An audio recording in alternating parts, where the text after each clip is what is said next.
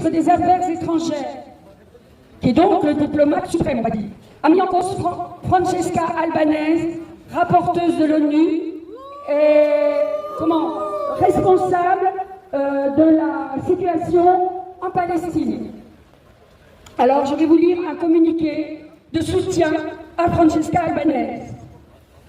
La France doit soutenir Francesca Albanese et cesser de se plier aux injonctions de Netanyahou. La mise en cause de la rapporteuse spéciale de l'ONU pour les territoires palestiniens ce mercredi 11 février par Jean-Noël Barrot est une énième tentative de discrédit et de criminalisation des voix de la paix de la part de la Macronie. Le ministre des Affaires étrangères a attribué à Francesca Albanese des discours de haine, une accusation grave et infondée, basée sur des propos qu'elle n'a jamais tenus.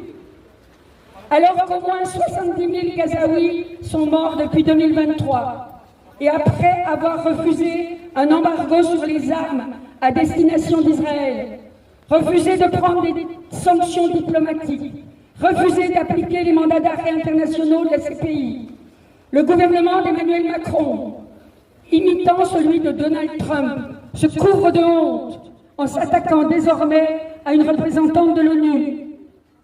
Francesca Albanese est l'une des voix les plus courageuses défendant le droit du peuple palestinien. L'autodétermination et le droit international dont elle est une spécialiste. Excusez-moi. Complicité des entreprises internationales, mandat d'arrêt par la CPI, qualification de génocide, de nettoyage ethnique et d'apartheid, elle a été parmi les premières à dénoncer au plus haut niveau la réalité du système d'extermination des Palestiniens mis en œuvre par Benjamin Netanyahou. Les attaques dont elle fait l'objet de la part de l'extrême droite israélienne, comme de la droite française, qui se fait son relais, sont de pures et simples tentatives de faire taire sa critique légitime des complicités européennes et du soutien direct des États-Unis à l'armée israélienne. Nous lui apportons tout notre soutien.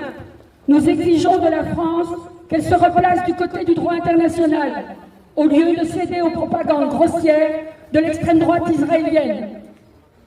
Les livraisons d'armes françaises et européennes à Israël doivent cesser. Et le mandat d'arrêt de la CPI à l'encontre des dirigeants israéliens doivent être appliqués.